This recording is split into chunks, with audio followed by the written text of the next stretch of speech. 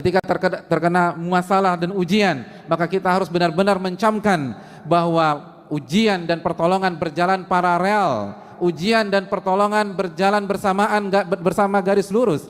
Tidak mungkin ujian meninggalkan pertolongan, tidak mungkin masalah meninggalkan pertolongan, karena Allah lah yang memberikan kita ujian, sebagaimana Allah juga yang memberikan kita pertolongan. Allah Subhanahu wa taala berfirman dalam hadits qudsi, "Ana 'inda dhanni 'abdi bi, in khairan fa khairun wa in syarran fa syarr." Aku tergantung prasangka hambaku terhadap diriku. Aku tergantung keyakinan hambaku terhadap diriku. Kalau keyakinan dan prasangkanya baik, maka akan baik yang akan terjadi.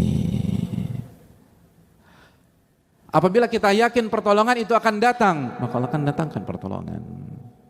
Dan sebaliknya, wa in syarran fasyarr, kalau ternyata kita suudzon kepada Allah, buruk sangka kepada Allah, pesimis ketika menghadapi hari-hari ini, maka yang akan datang adalah masalah berikutnya dan tidak ada solusi sama sekali. Wa in syarran fasyarr, kalau buruk sangka, maka yang terjadi adalah keburukan. Siapa di antara kita yang ketika ada masalah langsung mengingat Rabbul Alamin? Begitu ada masalah, yang dia ingat adalah bukan masalahnya tapi pertolongan Allah Subhanahu wa taala. Siapa di antara kita yang langsung mengambil air wudhu lalu sujud 2 rakaat karena dia yakin kepada firman Allah Subhanahu wa taala, "Wasta'inu bis sabri was shalah." Minta pertolongan kepada Allah dengan sabar dan salat. Hadirin yang Allah muliakan, ketika Nabi kita sallallahu alaihi wasallam menjelaskan bahwa pertolongan akan Allah turunkan dari langit sesuai dengan tingkat kesulitan dan tingkat masalah yang kita hadapi, bukankah itu pesan besar bahwa yang memberikan pertolongan bukan makhluk, yang memberikan pertolongan adalah Rabbul makhluk dan Allah Subhanahu wa taala. Lalu kemana kita dalam konsep ini? Kenapa yang ada di benak kita adalah hubungi si A, hubungi si B, pergi ke sana dan pergi ke sini, seluruh arah kita tuju kecuali arah kepada Rabbul Alamin Subhanahu wa taala. Buktinya tidak ada khusyuan di dalam salat kita. Buktinya tidak ada tambahan rakaat dalam malam-malam ini. Mana air mata taubat kepada Rabbul Alamin? Mana rintihan Rabbi rzuqni atau Rabbi tuba alayya? Pertolongan datang dari Allah, maka mintalah kepada Rabbul Alamin. Perbanyaklah ibadah, perbanyaklah istighfar, perbanyaklah taubat. Pertolongan datang dari langit, jamaah, bukan dari teman. Pertolongan datang dari yang punya alam semesta. Sama kita lupa mengemis kepada Rabbul Alamin. Walillahi mulkus samawati wal ard, dan milik Allah kerajaan langit dan bumi. Kemana ayat itu di dalam hati kita? Hadirin yang Allah muliakan,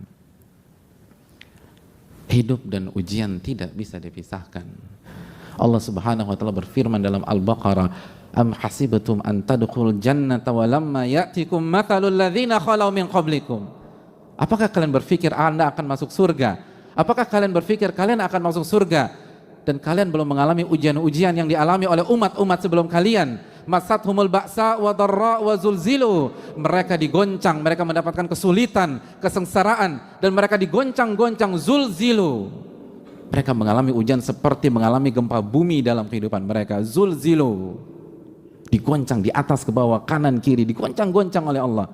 Sampai Rasul pada saat itu dan orang-orang beriman bertanya kepada diri mereka, mata nasrullah, kapan pertolongan Allah itu datang? Lalu Allah merespon, Allah inna nasrullahi qarib, ketahuilah pertolongan Allah itu dekat. Pertolongan Allah itu dekat, namun kita terburu-buru. Nabi SAW mengatakan, walakinnakum qaumun tasta'jilun, Nabi SAW bersabda, tapi kalian adalah kaum yang selalu ingin terburu-buru. Ibadah nggak ditingkatkan, tapi ingin keluar dari masalah tersebut. Para ulama mengatakan, Anda ingin sukses, tapi Anda tidak melewati dan menapaki jalan kesuksesan. Inna safinata lam tajri alal yabas. Perahu itu tidak berjalan di atas daratan. Pertolongan datang dari Allah. Itu sabda Nabi kita sallallahu alaihi wasallam jika kita masih percaya dengan Nabi kita. Itu sabda Nabi kita sallallahu alaihi wasallam yang Allah firmankan dalam surat An-Najm ayat 3, "Wa ma yantiqu 'anil hawa in huwa illa wahyun yuha." Nabi tidak berbicara dengan hawa nafsunya, tapi wahyu yang Allah wahyukan kepada beliau, dan di antara wahyu tersebut pertolongan didatangkan dan diturunkan sesuai dengan tingkat kesulitan. Tingkat kesulitan 70%, pertolongan 70%. Tingkat kesulitan 80%, pertolongan 80%. Tingkat kesulitan 90%, pertolongan 90%. Tingkat kesulitan 99%, pertolongan datang 99%. Fa'tabiru ya ulil albab. Maka ambil pelajaran bagi orang-orang yang mampu berpikir jernih. Mungkin ada di antara kita yang bertanya, bukankah pertolongan seringkali tidak datang bersamaan dengan datangnya masalah dan ujian?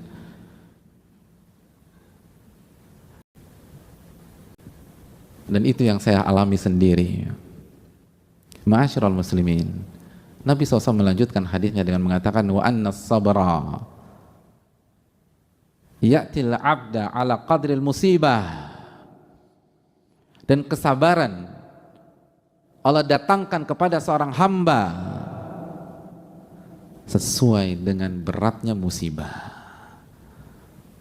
Betul, masalah datang di bulan Januari misalnya, atau di bulan Februari, atau di bulan Maret, lalu sampai sekarang pertolongan yang clear itu belum terlihat, tapi Allah memberikan solusi. Allah berikan kesabaran yang membuat kita bisa menjalani hari-hari berat tersebut sampai benar-benar semuanya diselesaikan oleh Allah Subhanahu wa taala. Dan kesabaran yang Allah berikan sesuai dengan beratnya musibah yang kita rasakan.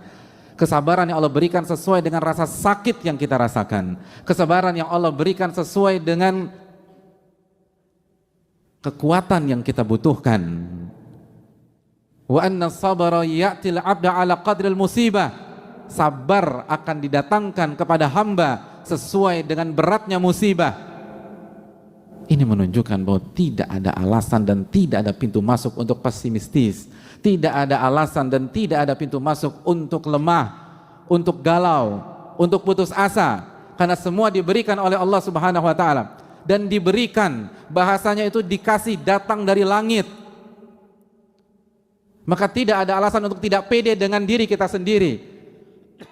Tidak ada alasan mengatakan saya nggak mampu, saya nggak sanggup. Betul, siapa yang sanggup di antara kita? Sedangkan Allah berfirman dalam surat An-Nisa ayat 28, wa khuliqal insanu dha'ifa. Manusia diciptakan dalam kondisi lemah. Tapi yang perlu kita ingat, ini diberikan oleh Allah Subhanahu wa taala. Ini bukan tentang kekuatan kita, tapi pertolongan yang Allah diberikan kepada kita. Ini bukan tentang kemampuan sabar yang lahir dari dalam diri kita semata, tapi kemampuan sabar yang Allah berikan kepada kita. Maka tidak ada alasan membuka pintu kepada syaitan sehingga syaitan melemahkan kita, merasa kita lemah, merasa kita down, merasa kita nggak mampu ini semua. Karena ini bukan tentang kemampuan kita. Kita memang lemah, itu sudah confirm dari Allah Subhanahu wa taala.